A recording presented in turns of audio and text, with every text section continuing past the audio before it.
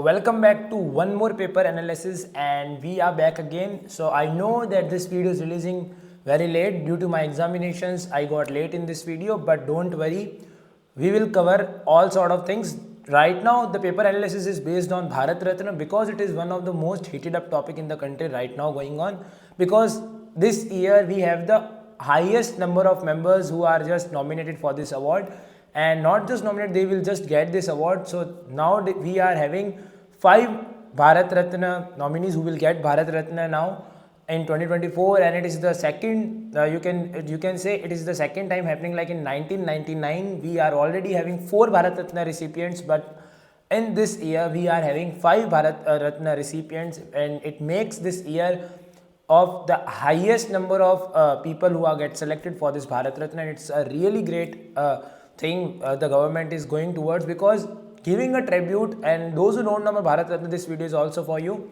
So without wasting any time, welcome back to the SIN Education, and here we are just doing a paper analysis. So let's go with our paper analysis and let's see how we are just taking the things off. Okay, so talking about the things, it was the heading, it was the first heading, and it is the very important heading, and let's read the heading out. Bharat Ratna for Swaminathan Rao and Charan Singh. As we are just seeing it, keep the posthumous honor for the Green Revolution pioneer and 2 former Prime Minister. And as we know that Dr. M.S. Swaminathan and P.V. Narasimha Rao, M.S. Swaminathan was known for its contribution in the Green Revolution, and whereas P.V. Narasimha Rao and Chaudhry Charan Singh are known for their they were actually former Prime Minister, in which P.V. Narasimha Rao played a pivotal role in actually standardizing the economic condition of India, and he is just taken, and you can just say he is just taken a liberalization part of economy, of Indian economy. He is just responsible for that, because when he was just serving as a Prime Minister, the Indian economic system was very much shattered, and under his P.V. Narasimha Rao rule, this got improved, and that's why he is just known for its liberalization of Indian economy. And as you all know, for that particular reason, he got nominated for that Bharat Ratna. You can see that he is born on 28th of June 1921, whereas Dr. M.S. Swaminathan was born on 7th August 1925, and Chaudhry Charan Singh was born on 23rd of December 1902, and he was known for his former Prime Minister of India. So this is, we are just all seeing towards it, right? So talking about the next thing, right? So this is the main headline, like the 3 of them are just getting nominated for the Bharat Ratna. It's a really great thing.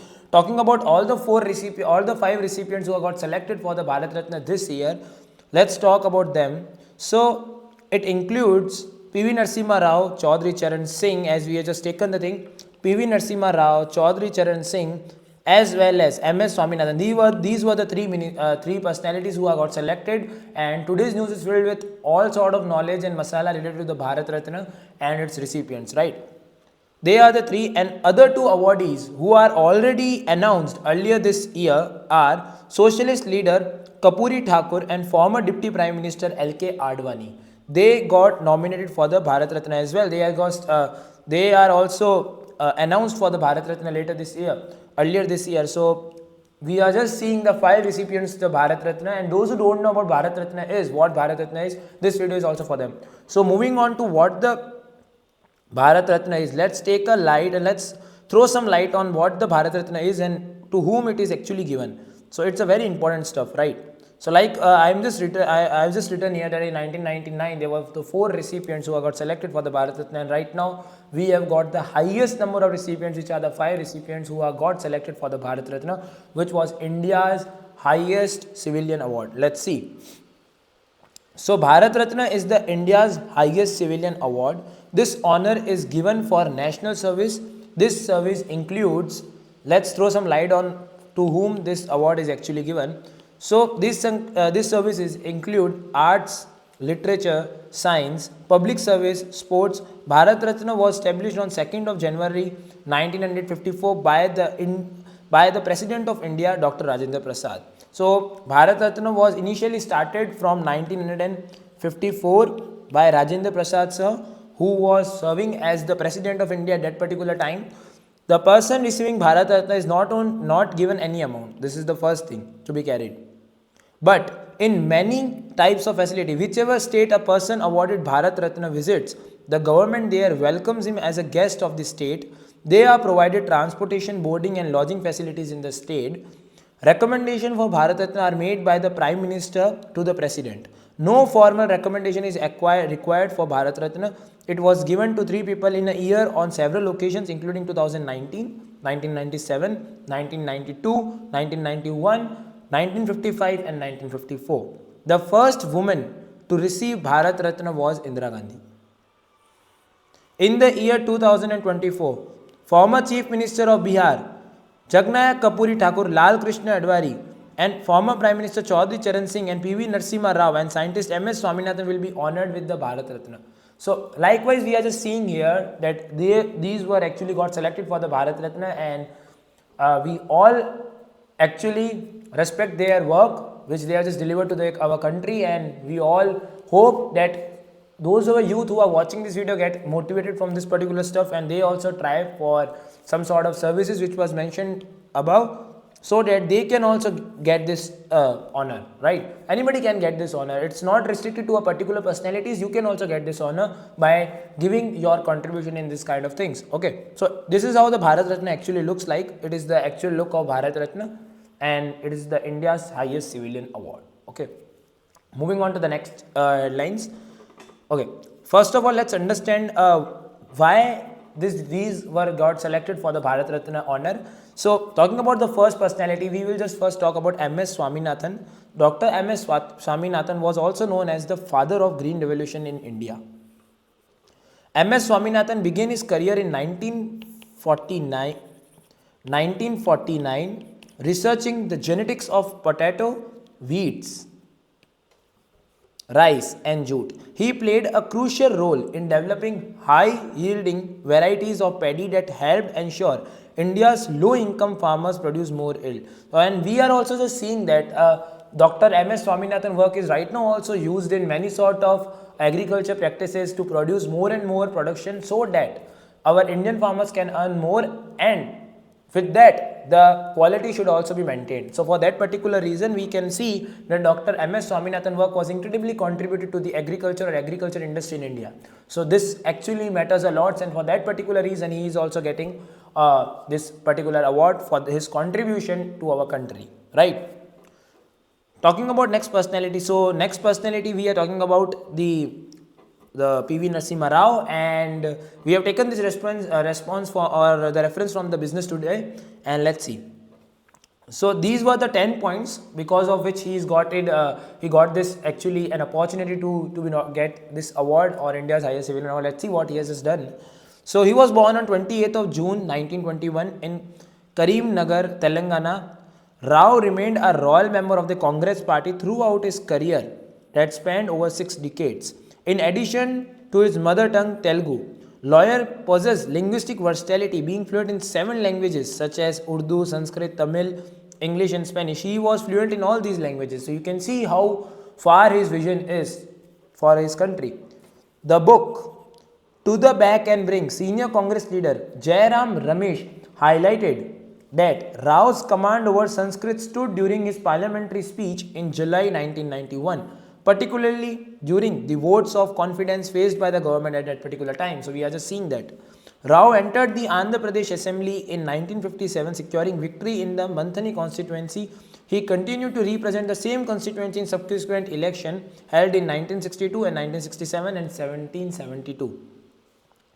Rao's political journey progressed and he ascended to the position of Chief Minister. So he was, at that particular time, he was serving as the Chief Minister in 1971. His tenure in this role continued till 1973. So for the 2 years he just got rule. He was just ruling as a Chief Minister. Rao made his farewell into Indian politics by securing victory in the parliamentary election from Hanmakanda constituency in Andhra Pradesh. In 1990, Rao became aware of his Congress chief Rajiv Gandhi's intention to initiate a transition to a young cabinet. The man who remade India, a biography of P.V. Narasimha Rao by Vinay Sitapati highlights that these murmurs, aligned with the Rao's own weirdness with the politics, have trimmed in 8 consecutive elections, and at age of 69, he felt the toll of continuous political engagement. We are just seeing that his political career is completely defined in these particular points, and we are also getting to take a look over them, like what challenges he has just faced and how he has just created that his place in that particular democratic or in the political situation of India at that particular time in 19s. So we are just throwing some lights on that. Dismantling the license Raj, what he has just done, okay, for the country. So what he has done some sort of significant economic reforms, because he is just famous for bringing the economic liberalization in Indian economy. So let's see how he has done this. Dismantling the license Raj. Upon assuming the role of Prime Minister, Rao faced a severe economic crisis that posed a threat to a macroeconomic stability of India. His government swiftly implemented various economic reforms, and it was during Rao tenure that Manmohan Singh took on the role of finance minister, and Rao, a 6-time member of parliament, Rao was a 6-time member of parliament, passed away at the age of 83 in 2004. N.V. Subhash, the grandson of late Narasimha Rao, criticized Gandhi family on Friday following the center announcement of Bharat Ratna for iconic politician.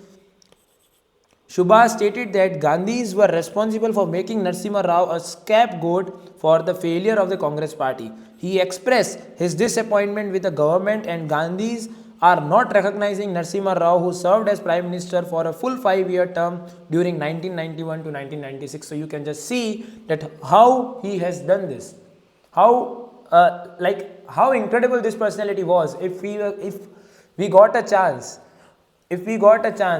I would probably gonna meet him, but he's no more. Otherwise, I should go and meet him. Like this kind of personality, I also have some sort of motivation to meet that kind of personalities who done so much things in their life, and the experiences which he has just faced is incredible at that particular time, where the internet facilities and other media facilities was also not good like today we are just having. So we can understand this particular stuff. Talking about the next personality, who is Prime Minister Chaudhry Charan Singh. He was also got selected for the Bharat Ratna. Like, let's see what he has just done. So he was born on 23rd of December 1903. He has just joined, you can just see that he is just born in the peasant family in Nupur village, and Chaudhry Charan Rao is already famous for its work for the peasant only, okay. So he was also born and brought up in a peasant family, and it created a huge impact in his life.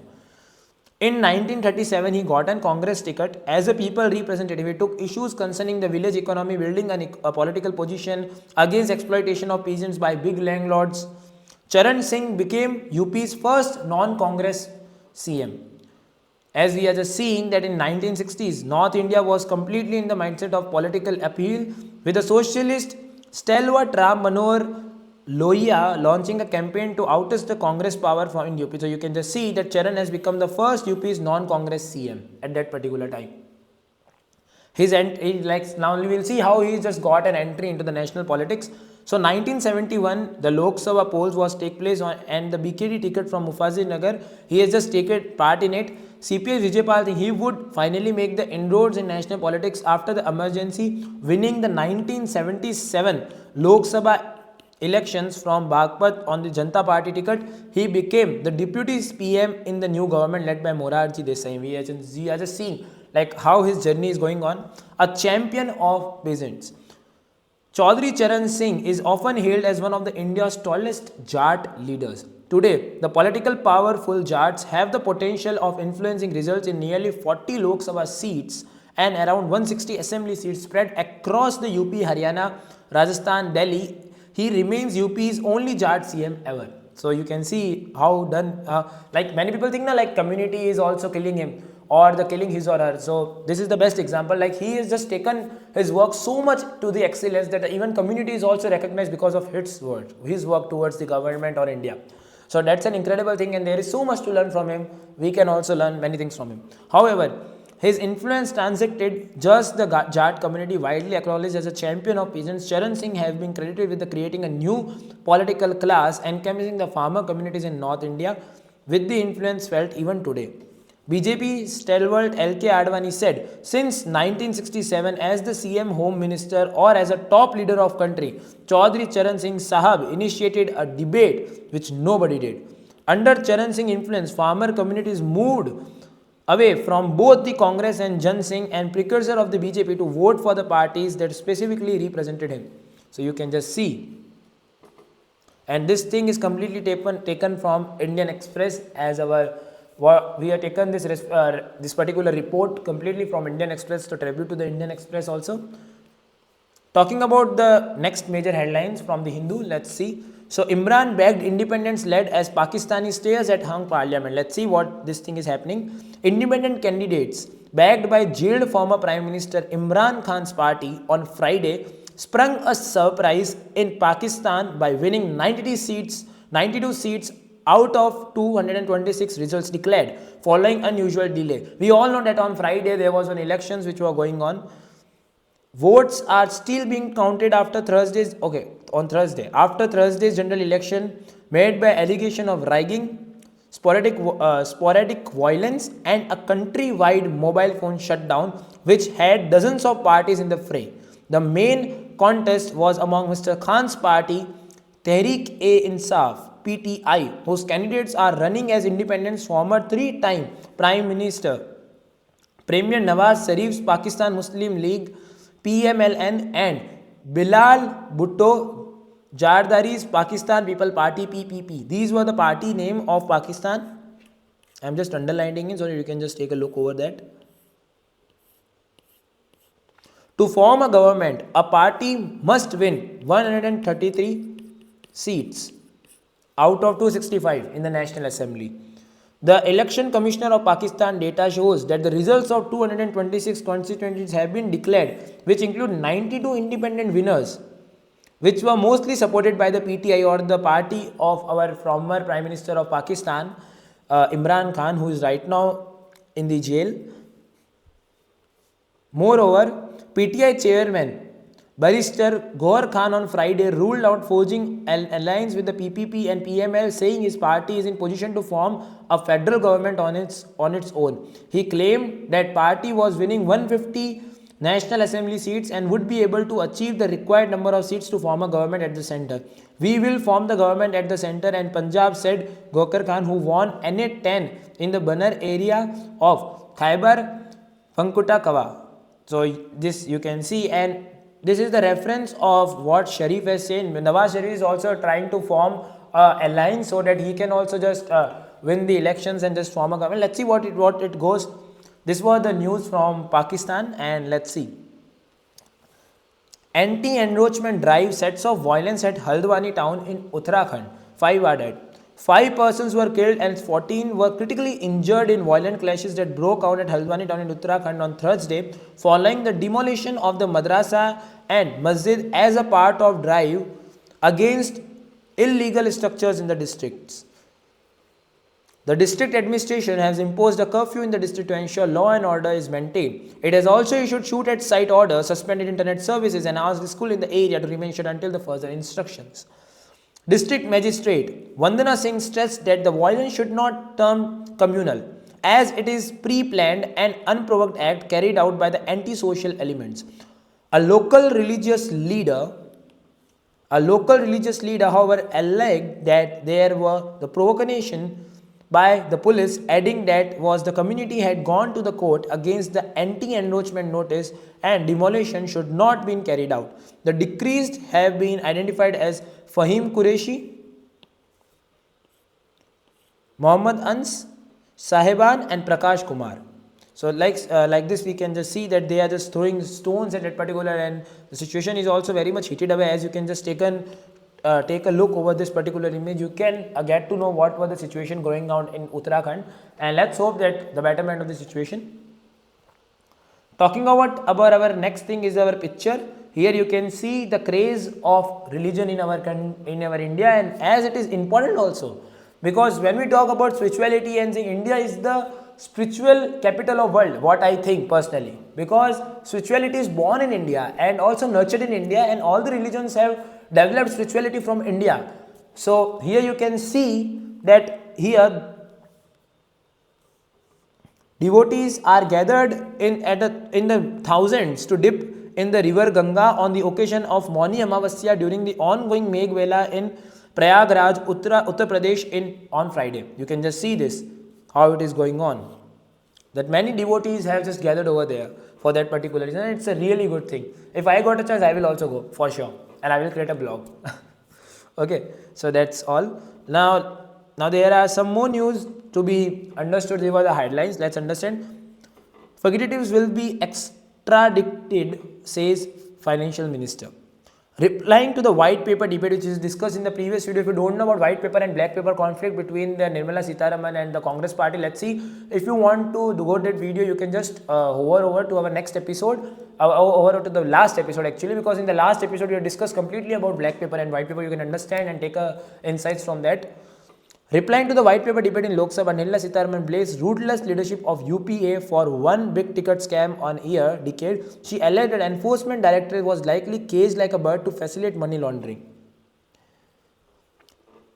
Here you can just see that fugitive economic offenders like Vijay Mallya, Nirav Modi and Sanjay Bhandari will be extradited to India. Finance Minister Nirmala Sitharaman said on Friday, even she is charged from Congress chief Sonia Gandhi of being a super prime minister in the United Progressive Alliance. Like here the Congress actually come, and when it comes to NDA, here our or you can say our country right now, the ruling party, or you can say NDA government is there. Let's see. So he has just taken that the chief super prime minister Sonia Gandhi of being a super prime minister in the United Progressive Alliance, blaming ruthless leadership for the one big ticket scam on this year. We are just seeing. Speaking on the white paper on the economy in Lok Sabha, the minister said it was serious document tabled with responsibility as it has impacted the life of people and shall serve as the record of prosperity. Entire India youth should know what effort it took for a prime minister with a vision to restore India to its glory. Ms. Sitharaman said, comparing the Commonwealth Games flop show to the grand success of G20 events. In her opening remarks, she went beyond the UPA decade to remind the House about the LIC of India being forced to invest in aligning West Bengal firm run by the Haridas Mundera in 1950s, which culminated in the Finance Minister T.T. Krishnamachari's Razmija as a sacrificial lamb. Here you can just see that Nirmala Sitharaman is actually forcing more of its focus on where the events or on what particular occasion the India has actually got his success. Okay, so he is just throwing light over that. Terming the National Advisory Council, a NAC headed by the Ms. Gandhi as an extra constitutional body worse than kitchen cabinet, the minister asked why 710 government files were sent to NAC office. Really great. So here you are just seeing that how Nirmala Sitharaman is talking, and she is just want to take the mindset of people and just say that this particular document or the white paper is very serious, like because it contains some sort of the importance, national importance, and she is just pointing towards that only in this particular paragraph. When you are just read this article, you just you will also learn this. She is also throwing some light on Jayanti text, which is Andolan Jivi, a person who makes a living through protest, and Bhrashtachar Jivi, a person who survives on the corruption, gave birth to the Jayanti text. License permit Raj was brought back through the environment test. She said, pointing to the rise in the average time taken for green clearances from 86 days in 2011 to 316 days in 2014. This has now came down to 70 days. She admitted with the government balancing development and environmental needs. Really. And you can also see that Enforcement Directorate is also having its great role in that particular thing, because it will become easy for Enforcement Directorate to do his work. Talking about next headline is that Cabinet nod to the spectrum for railways without TRAI's reply. As you can just see this stuff, that Indian Railways, or you can just say The railways had the sought additional 5 megahertz of spectrum for sending real-time data from trains to boost passenger safety. TRI is assessing whether the transporter should get such an allocation or not. Here you are just seeing that cabinet actually passed the particular spectrum of 5 megahertz so that the passenger safety can be treated. And the second thing is that here you can also understand, because we are getting towards a smarter city conversion at many places, and till 2027 it is the target of India even to become a good country when it's come to the technology and speed. So here the internet facility and connectivity is going to play a major role here. So for that particular reason, this thing is like a golden words, to be honest.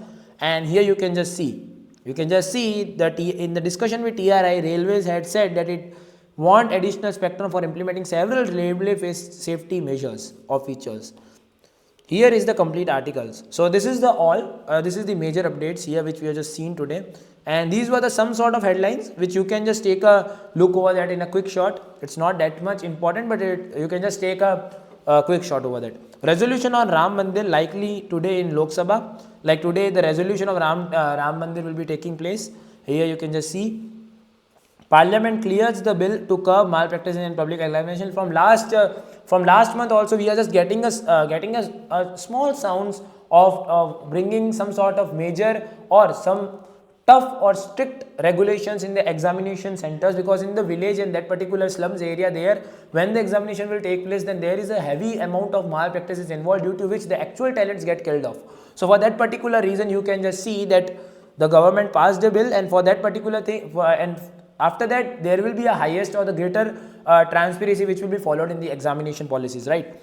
COVID-19 effects have came down subsequently, minister said. What the health minister is saying us is that COVID-19 virus mutated 223 times across the world, but its harmful effect have came down subsequently over the time. The Union Health Minister Mansukh Mandavia said in the Lok Sabha on Friday.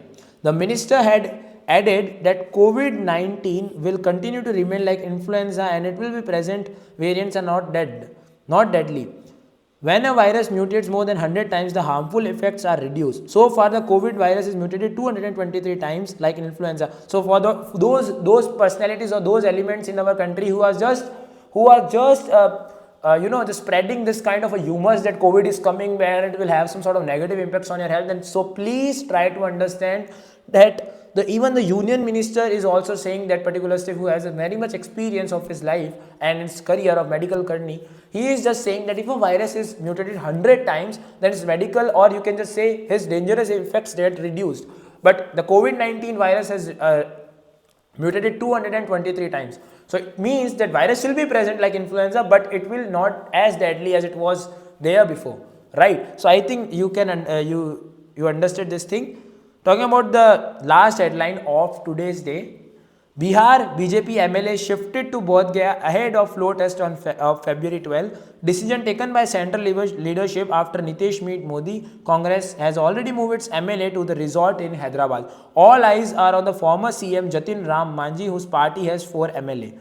With political tensions rising in Bihar ahead of the ruling coalition floor test in assembly on February 12, the Bharatiya Janata Party, taking leaf out of the Congress book, has shifted its MLA to Bodh Gaya, 120 kilometers south of Patna. They are expected to return to Patna one day before the trust vote. So as you can just see, the culture of election is going on. So for that particular thing, you are also seeing that people are also focusing more. Decision taken by the central leadership after Nitish meet Modi. Congress has already moved its MLA to the resort in Hyderabad. All eyes are on the former CM Jatin Ram Manji, whose party has 4 MLA, because wherever this personality or Jatin Ram Manji CM will be there, the 4 MLA will move there. So it becomes very interesting for all the parties game in Bihar.